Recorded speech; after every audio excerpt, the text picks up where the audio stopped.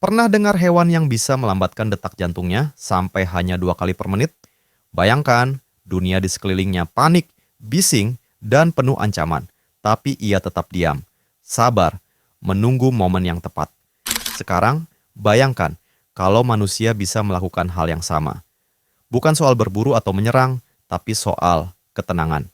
Tenang yang membuat orang lain heran, bahkan tidak nyaman. Di dunia sekarang, kita terbiasa hidup seperti mainan yang terus dipukul palu. Stres muncul, scroll medsos, rasa cemas, belanja online, insecure, edit selfie. Sementara itu, ketenangan malah dianggap membosankan. Drama lebih seksi. Breakdown sambil dengerin lagu sedih terasa lebih relatable ketimbang menarik napas dan bilang, ini juga akan berlalu. Tapi bagaimana kalau justru sikap tak terganggu itu adalah bentuk pemberontakan? Karena kalau kita jujur, yang paling keras bersuara biasanya yang paling takut. Yang paling diam seringkali sedang menghitung langkah. Ketenangan bukan kelemahan, ia disiplin, ia strategi.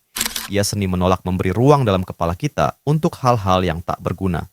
Dan setiap kali kita memilih diam, tubuh kita sedang mengatakan, aku aman, aku tetap berdaulat.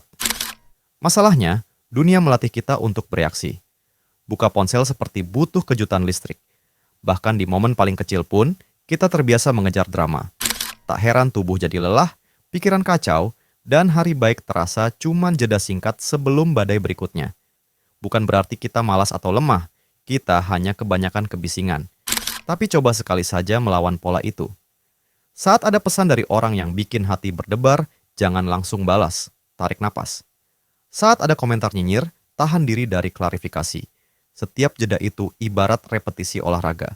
Setiap kali menahan diri, kita sedang menambahkan batu bata pada benteng ketenangan kita. Tidak ada yang tepuk tangan, tidak ada medali.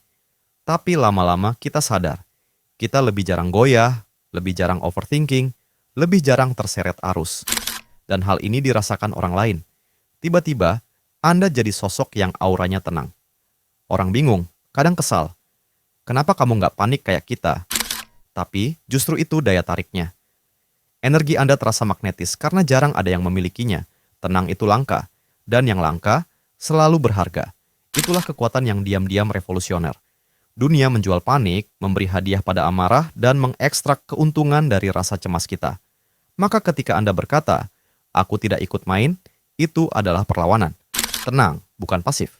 Ia aktif, ia hidup, ia kekuatan yang sengaja dibangun. Bukan karena Anda tak pernah terluka, tapi karena Anda memilih untuk tidak membiarkan luka itu memegang kendali lagi.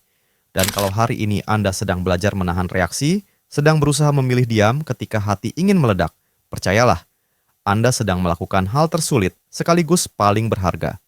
Lama-lama, ketenangan itu jadi identitas, jadi fondasi, jadi keunggulan yang tidak bisa dibeli siapapun. Jadi, di dunia yang terus memaksa kita untuk gaduh, ingat ini. Menjadi tenang adalah bentuk pemberontakan paling kuat.